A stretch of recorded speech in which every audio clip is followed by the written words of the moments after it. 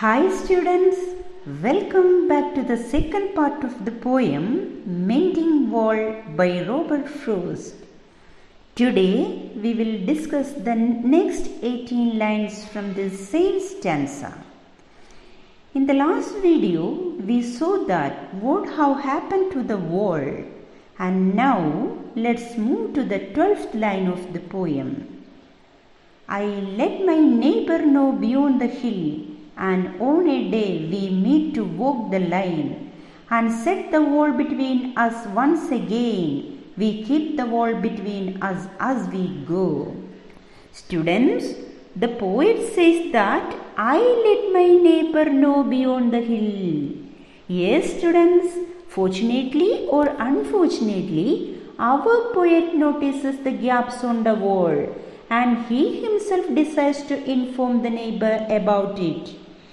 The neighbor who lives beyond the hill thus will never know the damage happened on the wall, but the poet decides to mend the wall first, and as a result of it, they fix a special day to get it repaired. Children, while doing so, do they set a wall between themselves? Do they show the unfriendly nature they keep with them? The wall they are going to mend themselves may be an unfriendly wall or so.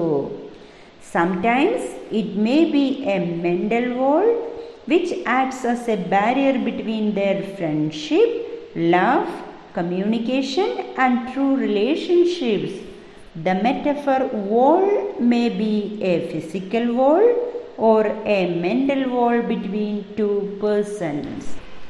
ഓരോ spring സീസണിലും താൻ നടത്തുന്ന മതിൽ പൊളിക്കലിലൂടെ യഥാർത്ഥത്തിൽ കവിക്കും അദ്ദേഹത്തിൻ്റെ അയൽക്കാരനും ഇടയിലുള്ള മനസ്സിൻ്റെ മതിൽ തകർത്ത് പുതിയൊരു അടുപ്പമുണ്ടാക്കാനായിരിക്കാം ഒരു പക്ഷേ പ്രകൃതി ആഗ്രഹിക്കുന്നത്.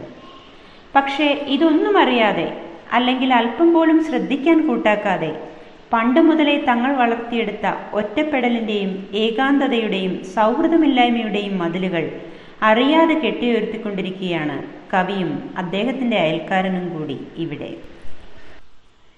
To each the boulders that have fallen to each, and some are loose and some so nearly balls.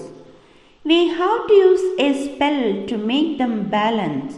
Stay where you are until our backs are turned. We wear our fingers rough with handling them.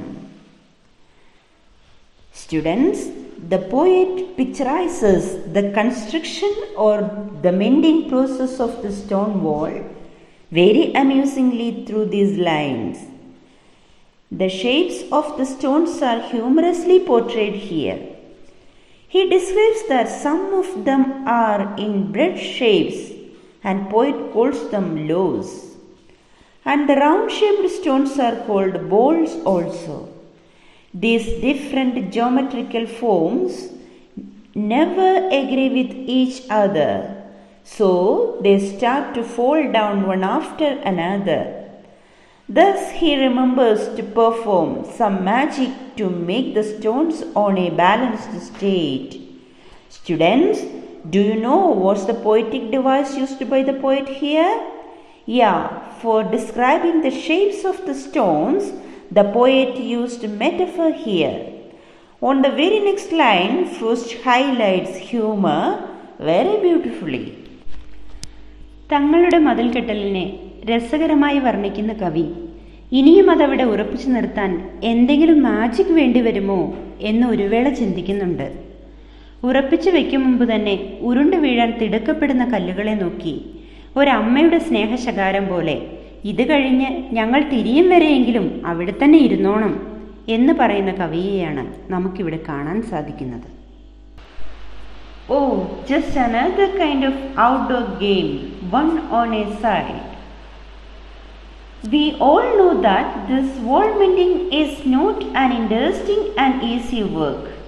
Instead, it's tedious and time consuming. By escaping from this monotonous activity, the young poet imagines that it's an outdoor game and he and his neighbor are playing on each side of a wall like net. It comes to little more. There where it's we do not need the wall. He's all pine and I am orchard. My apple trees will never get across and eat the cones under his pines, I tell him. He only says good fences make good neighbors. Here, the poet tries to convince his neighbor that the wall is totally needless and mending their boundary wall is a futile effort as it gets destructed every spring season. The poet tries to justify his thoughts by saying that the apples on his farmland will never trespass into his neighbor's plot and eat the pine cones. But the neighbor seems to be unmoved by the poet's words. He only responds with an old proverb, good fences make good neighbors. തങ്ങളുടെ പറമ്പുകൾക്കിടയിൽ മതിലുകൾ ആവശ്യമില്ല എന്ന് കാണിക്കാനായി ധാരാളം ന്യായീകരണങ്ങൾ കവി കൊണ്ടുവരുമ്പോഴും അതിനെല്ലാം മറുപടിയായി പക്ഷേ അദ്ദേഹത്തിൻ്റെ അയൽക്കാരൻ മുന്നോട്ട് വെച്ചത് ഒരേ ഒരു മറുപടി മാത്രമായിരുന്നു. തൻ്റെ അച്ഛനിൽ നിന്നും മുത്തച്ഛന്മാരിൽ നിന്നും കൈമാറി കിട്ടിയതും അത്രമേൽ പ്രശസ്തമായതുമായ ആ ആപ്തവാക്യം ഇങ്ങനെയായിരുന്നു, good fences make good neighbours. അതെ, നല്ല വേലികൾ നല്ല അയൽക്കാരെ സൃഷ്ടിക്കുന്നു. Students, these lines also expose the difference in attitude of the poet and his neighbor. While the poet is not at all interested in repairing the wall, the neighbor appears to be so stubborn who insists on mending the wall forever. He is not ready to accept any change. Rather, he feels so proud in sticking on to his father's words that good fences make good neighbors. The poet, on the other hand, is a person with a broad outlook. He believes in a relationship based on love and trust.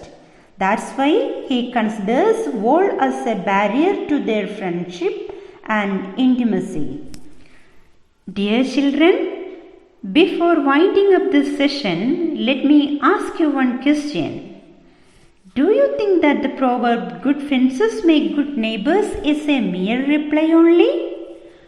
Or does it convey something beyond that? Okay, let's discuss in detail in our next video. Till then, goodbye.